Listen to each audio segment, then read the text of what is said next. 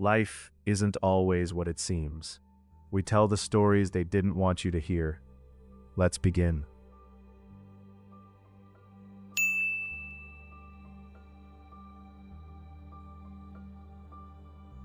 The rule. My father had one rule. We were forbidden from acknowledging my mother. I broke it, and now I understand why. I need to start from the beginning. I need to try and make sense of it for my own sake. For as long as I can remember, my life has been governed by one unbreakable rule. It was never spoken aloud, never written down, never explained. It was a rule learned through punishing silence, through the sharp warning glances of my father, through a pressure in the atmosphere so thick you could feel it on your skin. The rule was simple: we do not acknowledge her.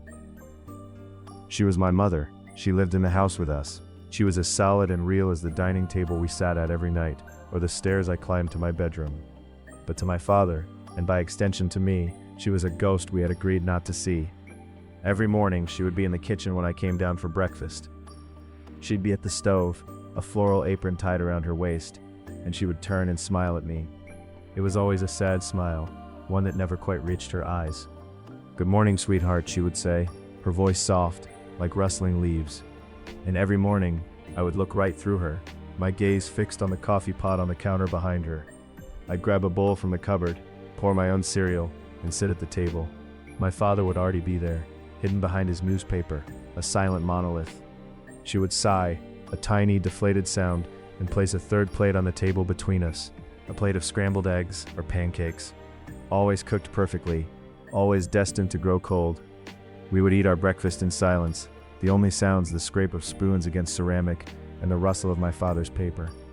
The third plate sat there, a testament to our collective delusion, a steaming, fragrant accusation. She would sit in her chair, her hands clasped in her lap, watching us eat, a hopeful, desperate look on her face. Sometimes she would try to start a conversation. "It looks like it might rain today," she'd offer, her voice wavering slightly. "You should take an umbrella to school." My father would just turn a page, the crinkle of the newsprint sharp and dismissive in the quiet room. I would take a large, noisy bite of my cereal, focusing on the crunch, on anything but the sound of her voice.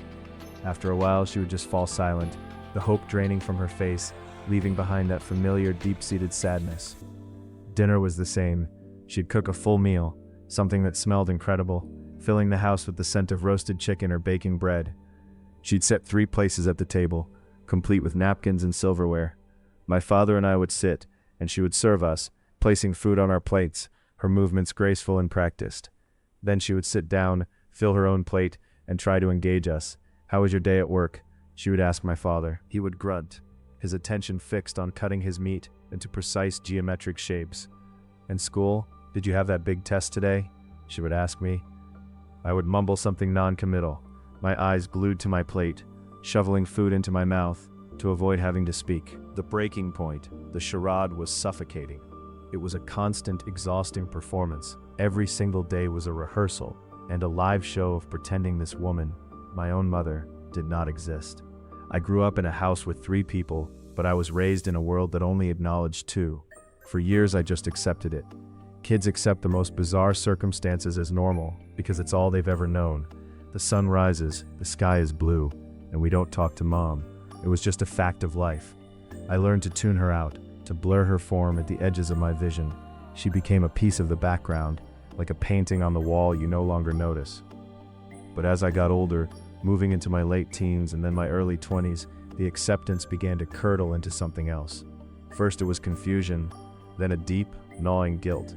I started to really look at her. I saw the fine lines of sorrow etched around her eyes. I saw the way her shoulders slumped when we ignored her, the way she would sometimes touch the back of my father's chair as she passed, a longing for contact that was never returned. I saw a woman who was profoundly, devastatingly lonely, trapped in her own home. My perception of my father shifted too. The silent, stoic man I had once seen as a protector started to look like a tyrant. His rule was strange, cruel. It was a calculated, daily act of emotional violence. What had she done to deserve this? Had she had an affair?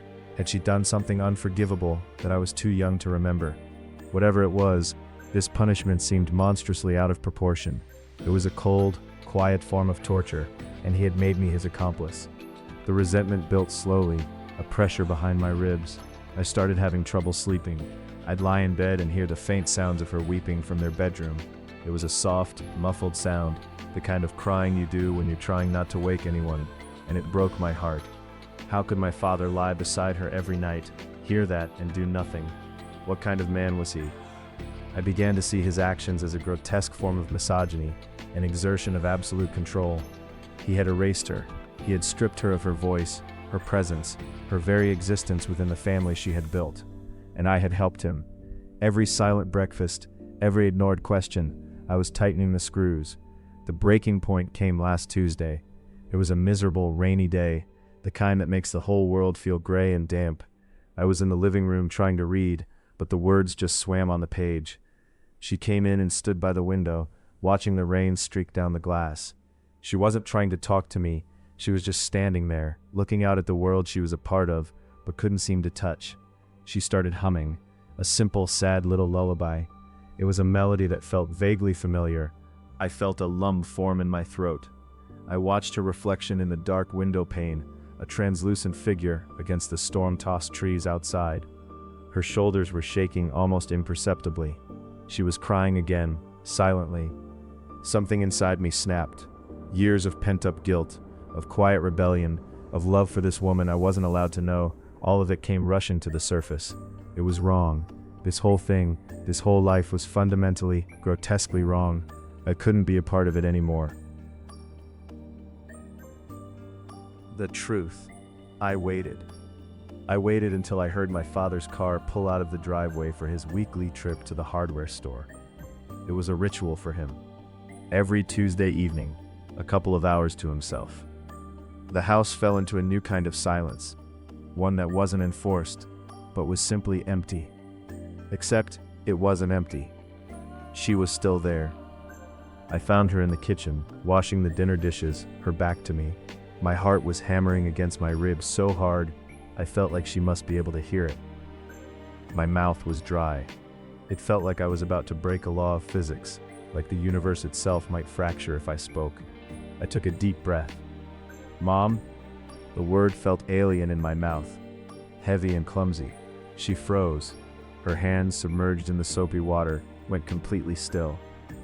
The silence that followed was more profound than any I had ever experienced in that house. It stretched for what felt like an eternity. Slowly, she turned around. Her face was a mask of disbelief. Her eyes, wide and glistening with tears, were locked on mine. She looked at me as if she were seeing a miracle. Her lips parted, but no sound came out. She just stared, her expression shifting from shock to a dawning, radiant joy that was so pure it was painful to watch. You can see me," she whispered. Her voice choked with emotion. A single tear traced a path down her cheek. "Oh, my sweet boy, you can finally see me." Her words confused me. They landed strangely, not quite fitting the situation. I took a step closer. "What are you talking about?" I said, my own voice unsteady. "I've always seen you. I see you every day." Her brow furrowed in confusion, but the smile didn't leave her face. It was as if she couldn't bear to let it go. "But you never looked at me. You never spoke." "Dad," I said, the word tasting like poison. "It was him. He told me not to. It was his rule. I was a kid. I was scared. I didn't know what to do. But I'm not a kid anymore. And it's wrong. What he's doing to you is wrong." Understanding washed over her face, followed by a shadow of that old sadness. She reached out and took my hand. Her skin was cold, surprisingly so, like marble that had been left in a cellar. But her grip was firm, real. "Your father," she began, her voice trailing off. She shook her head. "He's had a hard time. He does what he thinks is best. But it's okay now. It's okay. This can be our secret, can't it? Just between us." I nodded, my throat too tight to speak. The relief that flooded me was immense, like I'd been holding my breath my entire life and had finally been allowed to exhale. We stood there for a long time, just holding hands in the quiet kitchen. She told me how much she loved me, how she had watched me grow up, proud of the man I was becoming. She asked me about school, about my friends, about my life. It was a torrent of questions, years of unspoken love and curiosity pouring out of her. We talked until we heard the sound of my father's car on the gravel driveway. A sudden panic seized us. She squeezed my hand one last time, a conspiratorial smile on her face. "Our secret," she whispered, and then she turned back to the sink, resuming her washing as if nothing had happened. I bolted from the kitchen, my heart racing, and made it to my room just as the front door opened. The rest of the evening passed in the usual suffocating silence, but this time, it felt different. It was charged with my secret. When she looked at me across the dinner table, there was a new light in her eyes, a shared knowledge. It was the first time in my life I felt like I had an ally in that house. And yeah, that's one of those moments that makes you wonder if timing is really just random. If this story got to you, like and follow for more real Reddit stories. The next one might be even more captivating.